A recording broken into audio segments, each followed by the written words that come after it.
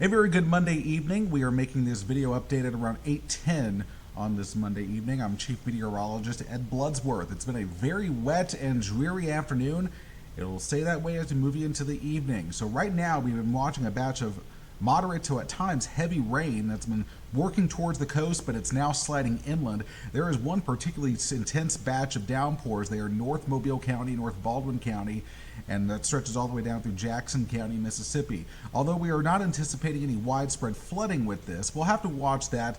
You may get some a quick maybe inch and a half of rain out of this as this continues to work off to the north. So that's sort of the heaviest band that has set up.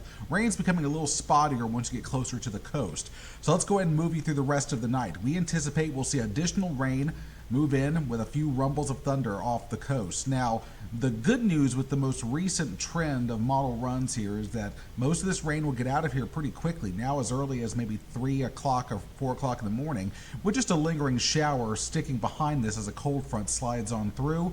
We're still going to leave a lot of cloud cover around early Tuesday, but by Tuesday afternoon, we will likely break out into sunshine. In terms of the severe weather threats, the Storm Prediction Center is still leaving in a marginal risk of severe storms, a level 1 out of 5 across South Baldwin County and also portions of Northwest Florida. However, this threat I'm getting less and less concerned about, as it appears the best ingredients for storms will likely stay offshore, and that is reflected in this scenario 1. This is the one that's been the most favored solution here throughout the evening, as this being mostly a rain event. Now, the only area that we may have to watch is if that low sneaks a little bit closer to the coast, maybe over towards coastal Okaloosa County.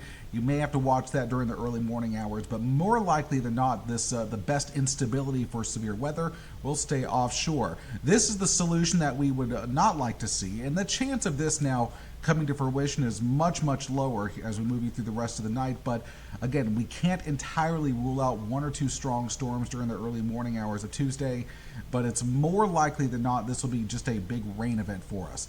Heads up, as we move into Tuesday night and Wednesday morning, a batch of cold air comes in.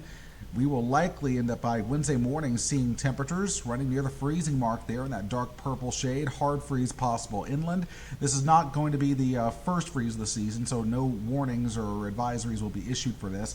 But just know you will certainly need a jacket first thing out the door on Wednesday morning. So over the next few days, after that little batch of cold air comes Wednesday, another batch of rain slides through Thursday and Friday. Now, this could end up adding up to maybe 3 to 4 inches of rain through the rest of the week, which would prove to be beneficial. Could be a drought-busting rainfall for us. Showers will start to diminish in coverage as we move into the weekend. We'll add some sunshine to the mix, and temperatures will respond, getting you back up into the 60s.